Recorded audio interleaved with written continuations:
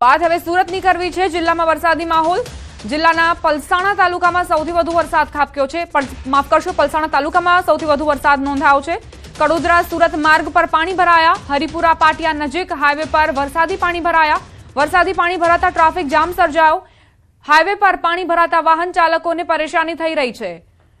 તો કઈ રીતે હાઈવેના એક તરફનો જે ભાગ છે તે પાણીના કારણે જ અવરજવર કરવા માટે યોગ્ય નથી રહ્યો, એટલે જે વાહન ચાલકો છે તે બીજા માર્ગનો ઉપયોગ કરી રહ્યા છે, કારણ કે આ જે વિસ્તાર છે ત્યાંથી અવરજવર ખૂબ જ રહેતી હોય છે ભારે વાહન ચાલકોની, તેમને સમસ્યા થઈ રહી છે। સંવાદદાતા કેતન જોડાઈ ગયા છે વધુ જાણકારી સાથે। કેતન, અત્યારે દ્રશ્યો અમે જોઈ રહ્યા છીએ, જે રસ્તાઓ છે તે જળમગ્ન। ચોક્કસથી વાત કરવામાં તો જિલ્લાની અંદર વહેલી સવારથી સવારે 10 વાગ્યા સુધી હવામાન ખાતાએ જાહેર કર્યું કે અંતર્ગત ખાસ કરીને 6 વાગ્યાથી 10 વાગ્યા સુધીની અંદર આ પલસાણા તાલુકાની અંદર વધુ વરસાદ નોંધવા પામ્યો છે। જે અંતર્ગત ખાસ કરીને કડોદરા સુરત જે હાઈવે છે હરિપુરા પાટિયા નજીક જે આ વરસાદી પાણી ભરાવાના કારણસર વાહન ચાલકોને હાલાકી થવા પામી છે। તો બીજી તરફ ખાસ વાત કરવામાં આવે તો ઇન્ડસ્ટ્રીયલ એસ્ટેટ હોય છે અંતર્ગત જે પાણી ઇફ્લુએન્ટ ટ્રીટમેન્ટ પ્લાન્ટની અંદરથી જે રિલીઝ કરવાનું છે તે ડાયરેક્ટ રિલીઝ કરતા સીધું કલર વાળું પાણી પણ રોડ ઉપર જોવાતા લોકોને પણ આવવા જવા માટે વાહન ચાલકોને હાલાકી વેઠવાનો વારો આવ્યો છે। તો બીજી તરફ વાત કરવામાં આવે કડોદરા નગરપાલિકા વિસ્તારની તો કડોદરા નગરપાલિકા વોર્ડ નંબર 2 ની અંદર સોસાયટીની અંદર વહેલી સવારથી જ જે અવિરત વરસી ધીમી ધારે વરસાદને પગલે સોસાયટીની અંદર પાણી ભરાઈ જવા પામ્યા હતા, પરંતુ સ્થાનિકોએ ગટરના ઢાંકણા ખોલી અને સળિયા મારતા પાણી સમગ્ર નીકળી જવા પામ્યું છે। હાલ સવારના 10 વાગ્યાથી વરસાદ બંધ થતા રાહતનો શ્વાસ લેવામાં આવ્યો છે। જી દીપા, આભાર કેતન જાણકારી આપવા માટે।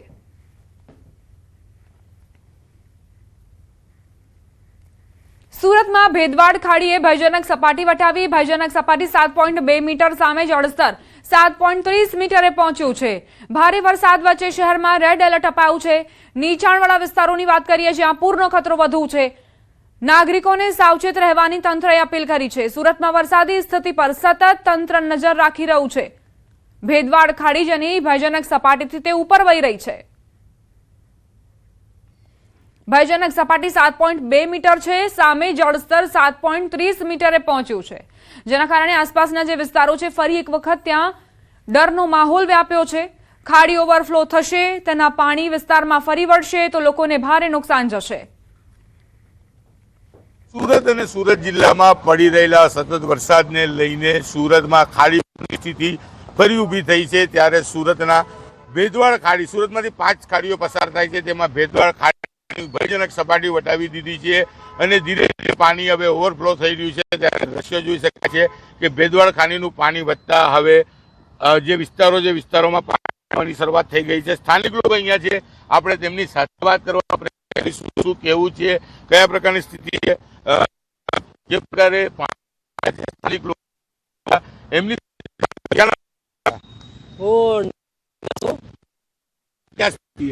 અંદર ઘૂંટણથી થોડાક ઉપર સુધી પાણી નીકળી ગયું છે। હું મારા પોર્ટરના ઓફિસ છે, અંદર પોર્ટરના ઓફિસના કામ માટે આવ્યો હતો, પોસ્ટર અપલોડ કરવા માટે, પણ હમણાં સવારે 10 વાગ્યાના જોયું કે બહુ બધું પાણી ભરાઈ ગયું છે। પાણી છે એ હવે નજીકમાં ખાડી છે અને ખાડીને પાણી જવા માટે કઈ રસ્તો નથી, એટલા માટે મને એમ લાગે કે કઈ પાણી ભરાઈ ગયું છે, જમા થઈ ગયું છે। હવે ખબર નહીં, બાઇક નીકળે ના મારી ગાડી નીકળે। હમણાં જ ગાડી પાણીમાં અંદર ગાડીના કામ આવી ગયું, હમણાં 10,000 કરીને બનાવી પછી પાણીમાં નાખો તો પછી હજુ થાય। તો આ જે પાણી ભરાય છે ને, તો એના માટે જરાક પ્રશાસન અને એસએમસી વાળે જરાક ધ્યાન આપવું જોઈએ કે જ્યાં જ્યાં પાણી ત્યાં જરાક ધ્યાન આપવું જોઈએ કે કોઈને આપણા સોસાયટી માટે તકલીફ થાય છે। બિલકુલ કહી શકાય કે ભેદવાડ નીચાણવાળા વિસ્તારોમાં કઈ રીતે નાગરિકોને સમસ્યાઓ થઈ રહી છે। રોડ રસ્તા પર પાણીનો જમાવડો થયો છે, પાણી ઓસરી નથી રહ્યા અને સતત વરસાદ વરસી રહ્યો છે। સુરતમાં વરસાદથી પાણી ફરી વળ્યા છે। ગ્રામ્ય વિસ્તારોમાં મોડી રાતથી વરસાદ વરસ્યો છે। સોસાયટીઓ અને મુખ્ય માર્ગો પાણીમાં ગરકાવ છે। પ્રી મોન્સૂન કામગીરી પર સવાલો ઉઠ્યા છે। બારડોલી, કડોદરા સહિત અનેક વિસ્તારો પ્રભાવિત। સ્થાનિકોએ ગટરના ઢાંકણા ખોલીને પાણીનો નિકાલ કરવો પડ્યો છે। પાણીના નિકાલના અભાવે લોકોને ભારે હાલાકી થઈ રહી છે। પાણીની સમસ્યામાંથી કાયમી ઉકેલની માંગ કરવામાં આવી રહી છે। થોડા દિવસ પહેલા જ સુરતના શું ખસ્તા હાલ થયા હતા તેના દ્રશ્યો તમારા સુધી ન્યૂઝ 18 ગુજરાતીએ પહોંચાડ્યા। એવામાં વધુ એક વખત મેઘરાજાનો રાઉન્ડ શરૂ થયો છે અને સુરતના હાલ બેહાલ થયા છે।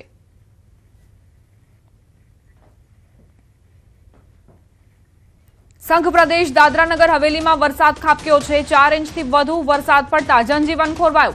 દૂધની ચોકીપાડા નજીક ખનકીનું નાળું ધોવાઈ ગયું। સવારે શાળાએ બાળકોને ભારે હાલાકી પડી। ચોકીપાડામાં આવેલ સરકારી શાળાના બાળકોને મુશ્કેલી। વિદ્યાર્થીઓ જીવના જોખમે નાળામાંથી પસાર થવા મજબૂર બન્યા છે। 300 થી વધુ વિદ્યાર્થીઓ આ શાળામાં ભણે છે। કઈ રીતે રસ્તો પાર કરતા નજરે પડી રહ્યા છે તેના દ્રશ્યો આપ જુઓ। દૂધની ચોકીપાડા નજીકનું આ ખનકીનું નાળું જે ધોવાયું છે અને શાળાના બાળકો અહીંથી જ અવરજવર કરવા માટે મજબૂર છે।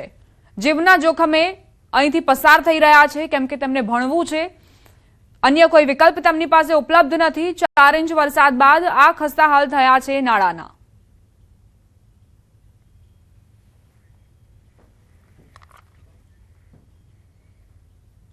સુરત શહેરમાં ધોધમાર વરસાદ ખાબક્યો। વરસાદના પગલે શહેરમાં ઠેર ઠેર પાણી ભરાયા। નીચાણવાળા વિસ્તારો પાણીમાં ગરકાવ થયા છે। ઉધના નવસારી રોડ પર પાણી ભરાયા છે। પાણી ભરાવાના કારણે ટ્રાફિક જામની સ્થિતિ સર્જાઈ છે। પ્રી મોન્સૂનના દાવા પણ પોકળ સાબિત થયા છે। મોટા દાવાઓ સુરતમાં જે કરવામાં આવ્યા હતા પ્રી મોન્સૂન કામગીરીના ભાગે કરોડોનું બજેટ ફાળવવામાં આવ્યું હતું તે સુરતના જે રસ્તાઓ છે તેમાં જે પાણી ભરાયા છે તેમાં જ આ દાવાઓનું ધોવાણ થઈ ગયું છે। છેલ્લા 12 કલાકથી ધીરીધારે પડી રહેલા વરસાદને લઈ સુરતના ઉધના નવસારી રોડ પર ઠેર ઠેર પાણી ભરાવાની ફરિયાદો સામે આવી છે। દ્રશ્ય જોઈ શકાય છે। સુરત નવસારી રોડ ઉપર પાણી ભરાયા છે જેને લઈને વાહન ચાલકો પાણીમાંથી પસાર થવા મજબૂર બન્યા છે। કરોડો રૂપિયાના ખર્ચે સુરત મહાનગરપાલિકાએ પ્રી મોન્સૂનની કામગીરી કરી હતી પણ આ કયા પ્રકારની કામગીરી છે તે તો દ્રશ્ય જ બતાવી દે છે કે કયા પ્રકારનો ભ્રષ્ટાચાર થયો છે। વરસાદે વિરામ લેતા મહાનગરપાલિકાની ટીમ પહોંચી છે। આઉટલેટ ખોલી પાણીનો નિકાલ કરી રહી છે પણ આ રસ્તા ઉપર વર્ષોથી પાણી ભરાય છે તો કાયમી સમસ્યાનો ઉકેલ તંત્ર લાવતી નથી કારણ કે જો આ ઉકેલ આવી જાય તો આના ખર્ચા અલગથી કરવા અથવા તો કહી શકાય અલગથી ખર્ચાઓના બિલ બની શકે નહીં। ત્યારે સામાન્ય વરસાદ કે ઝરમર વરસાદ છેલ્લા 12 કલાકથી પડી રહ્યો હોય અને આ રોડ પર આ પાણી ભરાય તો લોકોને કેટલી સમસ્યા થાય છે। કહી શકાય કે આ રોડ પર 1 મિનિટમાં 100 કરતાં વધુ વાહનો પસાર થાય છે। ત્યારે હવે વરસાદે વિરામ લીધો છે અને ધીરે ધીરે પાણી ઓસરી રહ્યા છે। કીર્તેશ પટેલ, ન્યૂઝ 18 ગુજરાતી, સુરત। ગીર સોમનાથમાં જામ્યો વરસાદી માહોલ। વેરાવળ અને કોડીનારના ગ્રામ્ય વિસ્તારોમાં વરસાદ ખાબક્યો છે। હળવાથી મધ્યમ વરસાદ સાથે ભારે પવન ફૂંકાયો। વરસાદથી ખેડૂતોમાં ખુશીની લહેર વ્યાપી છે। વેરાવળથી આ તસવીરો સામે આવી છે કે જ્યાં મેઘરાજાએ પોતાનો હેત વરસાવ્યો છે। ક્યાંક છૂટો છવાયો વરસાદ વરસ્યો છે, ક્યાંક મુશળધાર વરસાદ ખાબક્યો છે। ઘણા એવા પણ ગ્રામ્ય વિસ્તારો છે કે જ્યાં વધુ પવન સાથે વરસાદ વરસ્યો છે। ઠંડકનો અહેસાસ લોકોને થઈ રહ્યો છે। ખેડૂતોમાં પણ ખુશીની લહેર વ્યાપી છે।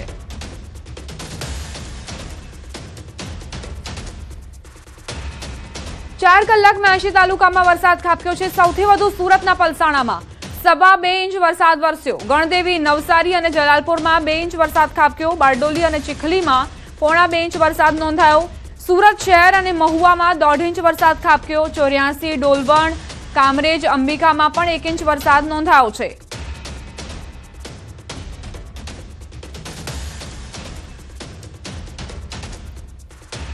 ચાર તાલુકાની જો વાત કરીએ તો 80 તાલુકાઓ 4 કલાકમાં 80 તાલુકાઓમાં વરસાદી વાતાવરણ જોવા મળી રહ્યો છે। 84, ડોલવણ, કામરેજ, અંબિકામાં 1 ઇંચ વરસાદ ખાબક્યો છે। ગણદેવી, નવસારીમાં 2 ઇંચ વરસાદ ખાબક્યો છે।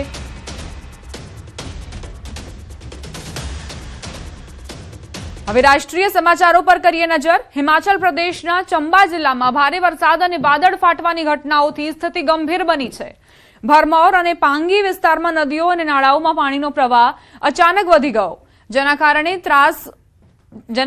3 મજૂરો ફસાઈ ગયા હતા। સ્થાનિક લોકોએ રેસ્ક્યુ કરીને 3ને સુરક્ષિત બહાર કાઢ્યા। ચંબા જિલ્લામાં ભારે વરસાદના પગલે શૈક્ષણિક સંસ્થાઓ બંધ રાખવાનો નિર્ણય લેવાયો છે જ્યારે ચંબા ભરમૌર રાષ્ટ્રીય ધોરીમાર્ગ પણ પ્રભાવિત થયો છે। તંત્રએ લોકોને નદી નાળા અને જોખમી વિસ્તારોમાંથી દૂર રહેવાની અપીલ કરી છે।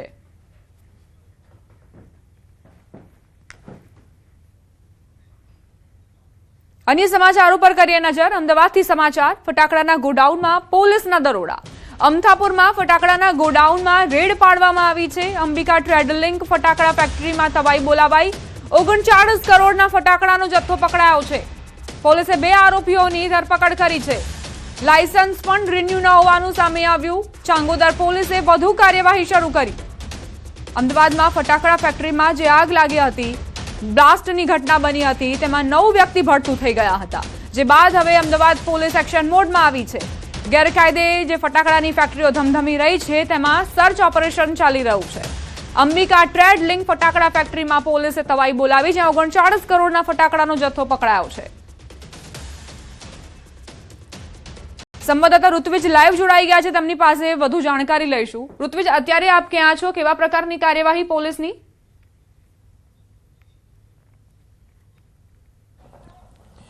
જીતીભાઈ, વાત કરીએ તો જે પ્રકારે રામોલ ગતરાળ રોડ ઉપર એક ગેરકાયદેસર જે ફટાકડાની ફેક્ટરી ચાલી રહી હતી અને તેમાં બ્લાસ્ટની ઘટના બાદ જે વ્યક્તિઓના મૃત્યુ નિપજ્યા હતા, લગભગ 10 જેટલા વ્યક્તિઓના મૃત્યુ નિપજ્યા છે. અને આ ઘટનાની ગંભીરતાને ધ્યાનમાં રાખીને સમગ્ર રાજ્યની અંદર જ્યાં પણ ગેરકાયદેસર રીતે ફટાકડાનો જથ્થો રાખવામાં આવ્યો હોય અથવા તો વેચાણ કરવામાં આવતું હોય, આ તમામ જગ્યાઓ પર કાયદેસરની કાર્યવાહી કરવા માટેની સૂચના છે તે પોલીસને આપી દેવામાં આવી છે. અને તેની જે કાર્યવાહીના ભાગરૂપે અમદાવાદ ગ્રામ્ય પોલીસ એટલે કે ચાંગોદર પોલીસ દ્વારા આ ગેરકાયદેસર રીતે રાખવામાં આવેલ જે ફટાકડાનો જથ્થો છે તે જપ્ત કરવામાં આવ્યો છે. ખાસ કરીને આપ દ્રશ્યની અંદર જોઈ શકો છો, ખૂબ જ મોટા પ્રમાણમાં એટલે કે 39 કરોડ 57,90,000 રૂપિયાનો જે મુદ્દામાલ છે તે જપ્ત કરવામાં આવ્યો છે. અને હાલ અહીં જે પોલીસની કાર્યવાહી છે તે ચાલી રહી છે. મહત્વની બાબત તો એ છે કે જે 2 વ્યક્તિઓ અમિત કુમાર મોદી અને કિશનભાઈ પટેલ, આ બંને વિરુદ્ધની અંદર હાલમાં પોલીસ દ્વારા જે કાર્યવાહી છે તે કરવામાં આવી રહી છે.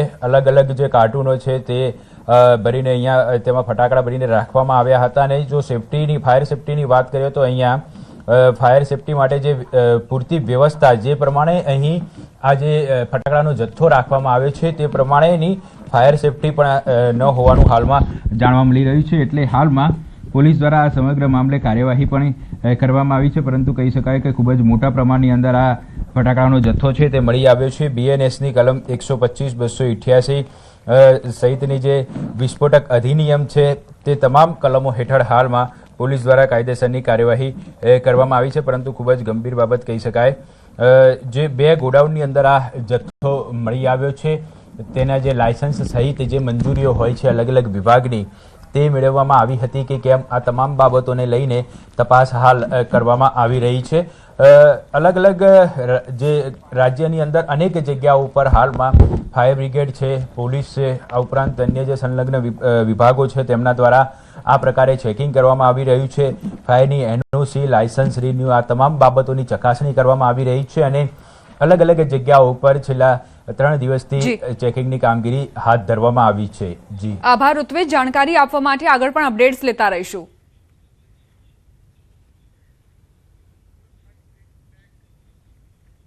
સુરતમાં ભેદવાડ ખાડીએ ભયજનક સપાટી વટાવી દીધી. ભયજનક સપાટી 7.2 મીટર છે અને તેની સામે જળસ્તર 7.30 મીટરે પહોંચ્યું છે. ભારે વરસાદ વચ્ચે શહેરમાં રેડ એલર્ટ આપવામાં આવ્યું છે. નીચાણવાળા વિસ્તારોની વાત કરીએ જ્યાં પૂરનો ખતરો તોડાઈ રહ્યો છે. નાગરિકોને સાવચેત રહેવાની પ્રશાસને અપીલ કરી છે. સુરતમાં વરસાદી સ્થિતિ પર સતત નજર રાખવામાં આવી રહી છે, જેથી જે નીચાણવાળા વિસ્તારો છે ત્યાં જોખમ ઘટાડી શકાય, કારણ કે ત્યાં જો પાણી ભરાશે તો લોકોને પરેશાની થશે. સુરતમાં અત્યારે સતત વરસાદ વરસી રહ્યો છે. બીજી તરફ ખાડીઓની સ્થિતિની વાત કરીએ તો ભેદવાડ ખાડી જે 7.2 મીટર ભયજનક સપાટી છે તેનાથી ઉપર વહી રહી છે. 7.30 મીટરે તે વહી રહી છે. સંવાદદાતા કીર્તેશ જોડાઈ ગયા છે, તેમની પાસે જઈશું, વધુ જાણકારી મેળવીશું. કીર્તેશ, અત્યારે શું સમસ્યા સુરતમાં? વરસાદની શું સ્થિતિ અને ખાડીઓની શું સમસ્યા?